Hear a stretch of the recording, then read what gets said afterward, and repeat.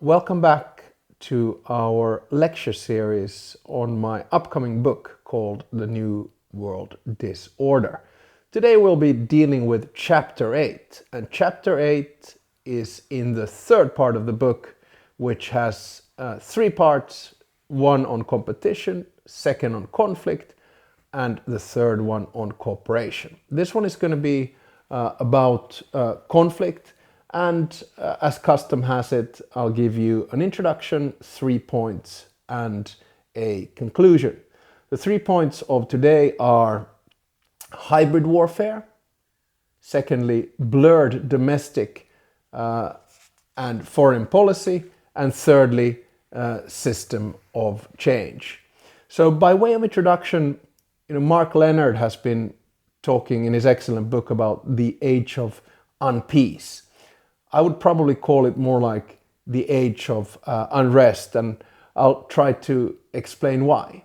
And as you know, conflict, which is basically war in all of its different forms, can be either local, regional, or global. So local wars are usually civil wars, or wars between a state actor and non-state actor.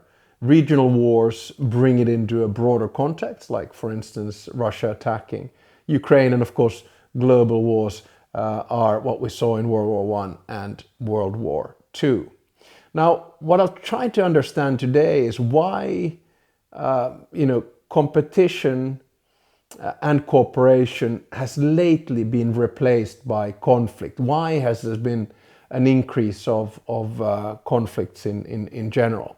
And of course, we have many different dimensions to this. So one dimension is state versus a non-state actor. So that's pretty much, the fight against terrorism. Remember when Osama bin Laden attacked the Twin Towers? That was very much the US and state actors against terrorism. And then the other dimension, of course, is state versus state.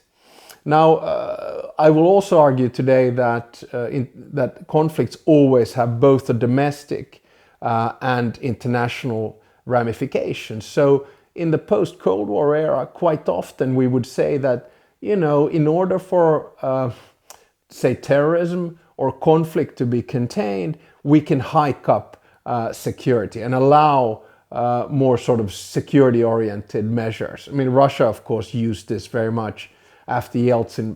Putin used it in Chechnya. Or sometimes, the global West might be giving funding to another country to contain a situation elsewhere. So Pakistan, perhaps in order to contain the situation in Afghanistan, or funding to, say, Egypt and Jordan for, making sure that the situation in the Middle East and in Israel doesn't get worse. There are, of course, different approaches: the global West, global East, and global South. So you could say that in the 21st century now, we've seen a little bit of a shift, because if you remember the Arab Spring around 2010, 2011, there was very much this focus: wow, now we're going to see a whole bunch of mushrooming democracies, Egypt, for instance.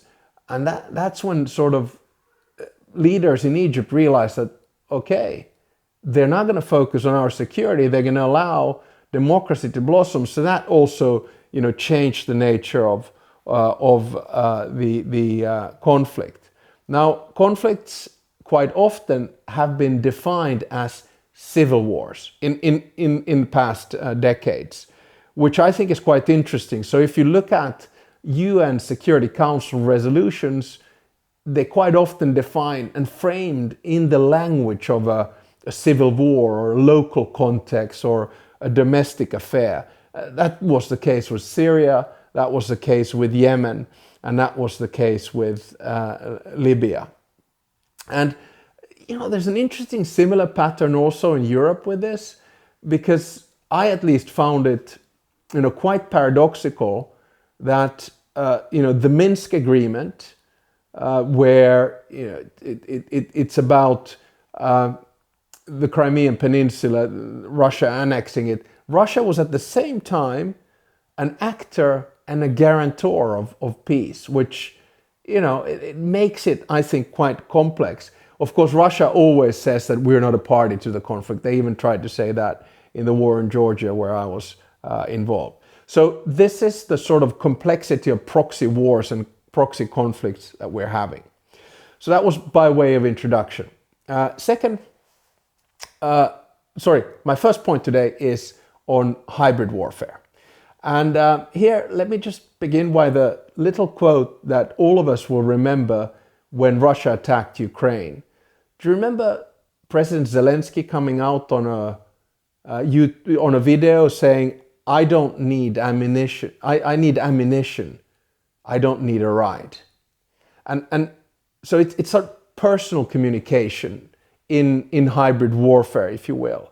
Now, remember that used to be the way non-state actors communicated. Remember the videos of ISIS and others. So it was this sort of direct engagement with the public. But now we're starting to see state actors in a war situation using the same instrument. And of course, Zelensky did it in a brilliant way. He has won the hearts and minds of so many of us, including myself. But what I'm trying to say is that it's a hybrid way of using emotions in a war situation where you explain what is right and wrong. So it's not your sort of bog standard traditional press conference, from a room where you explain what the war situation is. You sort of appeal to the emotion of someone. And now you're starting to use this emotional, personal instrument in a new context. In other words, state versus state. Well, what kind of other hybrid instruments have we seen? Well, one of the things that we talked about in the other series on geopolitics with Alex and also understanding the war was the use of trade. Remember, things that were supposed to bring us together can now be used as an instrument of war or power, of course, in the form of sanctions. Then drones. Drones used to be there to control populations, to have a look what's going on the other side of the border. Now they can also be used, of course, as a weapon, delivering a bomb or something alike. Another form of hybrid warfare is attacking infrastructure, right? Civilian infrastructure, particularly. We've just had a case in Finland and Estonia where a gas pipeline has been most probably attacked. That's, put it this way, the authorities say that it wasn't an accident, if you will. Now, what's the aim here? It's of course to try to sow fear into the public. Even with the war in Ukraine, there was a lot of talk about, we're going to lose, we're not going to have energy, we're going to freeze, it's going to be dark, it's going to be a cold winter, etc., etc. A final instrument of hybrid warfare is, of course, migration, where you can use it to intimidate, or you can actually use it to send people. So, the whole complex situation with Russia sending human shields to Finland in the winter of 2015, or Syrian refugees being used as an instrument of negotiation between Turkey and Europe. So my argument here in this hybrid warfare is that actually counterterrorism becomes geopolitical also. So for instance, the Wagner group, which used to be and still is mercenary, it sort of goes into Sahel or Libya, and suddenly you start seeing Russia using it as a tool of geopolitics and destabilization. And of course, in this sense, Russia was working together with the West against ISIS in 2017 and 2018, but then that has obviously changed. So my argument here is, on hybrid warfare, that the line between conventional warfare and hybrid warfare has been blurred, and that's what makes the analysis of conflicts very complex. Second point, another thing that has been blurred is domestic and foreign policy. Let me explain. So Ukraine in many ways was the tipping point in this, but we can go back a little bit further. You could pose the question, why did the United States withdraw its troops from Afghanistan or partially from Iraq, if that was against their security or global security, right? I mean, there's an argument to be made there, but let's start with the hypothetical that it wasn't in the security interest of Afghanistan and the region that the Americans and many other Western allies left Afghanistan. Well, the reason is very simple. Because the majority of the population back home was against their own soldiers being in different conflict situations. And if I recall correctly, Foreign Secretary Blinken or National Security Advisor Sullivan, they have talked even of a foreign policy for middle classes. So what we're starting to see is the sort of domestication of foreign policy, something that quite often used to be, outside the realm of the debate of domestic politics. Now it's very much in the middle of it. And this is not only in democracies, it's also in autocracies. You have to justify why you're engaged in a certain conflict. I would also argue that in this sort of blurring of domestic and foreign policy, media plays a big role. And that is basically the changing media landscape. And by that I mean to see that, for instance, social media or global media platforms, they kind of work in two ways, right? So on one hand, when you are on a global media platform, you give a speech and that speech can quite easily be taken out of context. And of course, because information is so rapid nowadays, these things happen very quickly and people don't even look at the original source of what was said. They just use it. Now, on the other hand, of course, it allows you to give direct communication. So you can, as a leader, politician, minister, or whatever, basically communicate very directly without any buffer or interference. I would also argue that foreign policy can be used in the domestic sphere in other ways. So let's take the example of Kosovo. Now, there are countries that haven't recognized Kosovo. Why? Because they have similar problems back home, and they're afraid that there will be independence movements or others. Other things that you have to take into consideration with foreign policy becoming domestic is the diasporas. So, for instance, the Israel-Palestine conflict is very much present in the US debate, or the influence of the diaspora of Pakistanis in the United Kingdom, very present in the debate, or Turkish immigrants and now nationals in Germany, very influential on what Germany does with Turkey. Or, for instance, immigrants from the Sahel region and their impact on what's going on in France.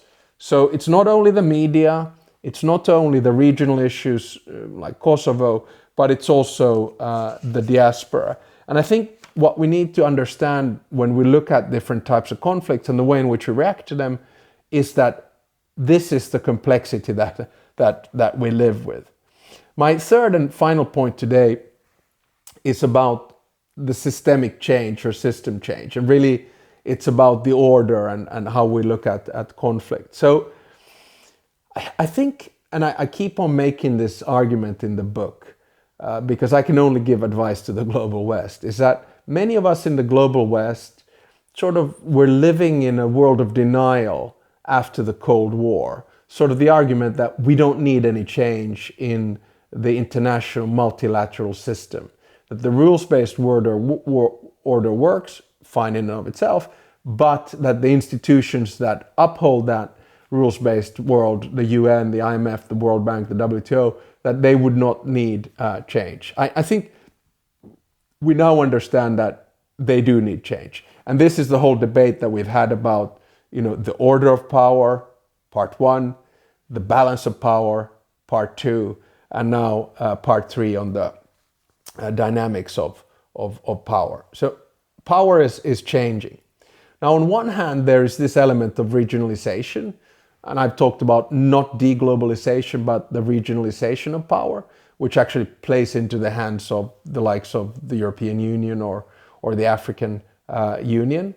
But that also provides, I think, a challenge to the main guarantor of peace, which is the United Nations, because of course its main task is to maintain peace and avoid world war.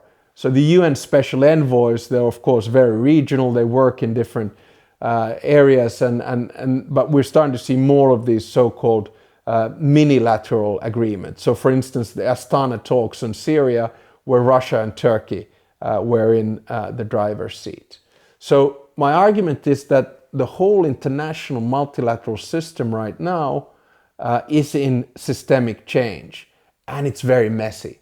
That's what we talked about in chapter 3 when we looked at all of these different institutions, both government-based and non-government, mushrooming in all kinds of directions. Now, if I look at the global East, the global South, and the global West, here's how they see it. The global East, so mainly China, partially Russia as well, they say that we need a multipolar world to fight unipolarity. And by unipolarity, they're trying to convey a message to the global South that, look, the US, the global West are trying to dominate. The global South again says, listen, we don't want to take sides on this. For us, we want a multipolar world to fight off a bipolar world, which is basically, I'll simplify, China versus the US. And we in the global West, third, are a little bit sort of looking around and trying to understand what's going on and saying that, yes, the world is multipolar, but we still think that we need to have multilateral institutions to deal with it. But what we don't understand is that a lot of countries in the global West and the global East, they don't want to be engaged in the multilateral institutions unless, of course, they are changing. So the global South doesn't want to choose, and I think the global East is driving the argument. Geographically, if I still may, I think more significant than, for me at least, more significant than Ukraine moving westbound, becoming European, is that Russia is now isolated from the West and moving eastbound. So we have to understand that there is a systemic change. And of course, my argument has been since the beginning of the book that it'll take about 10 years or a decade for this system to find its bearings. And now I'll finish off with a conclusion. So my argument here is that perhaps we're living in a world of unrest rather than unpeace. And we will live in a period of unrest for about 10 years. We are also in a world of disorder because we are seeing elements of hybrid warfare. We are seeing the blurring of domestic and foreign policy. So you have to take into account foreign policy and domestic policy. And at the same time, we have a system of change. Now, is all hope lost? Are we going to go to a world of constant conflict? Worry not. That is not my argument. Actually, quite the contrary.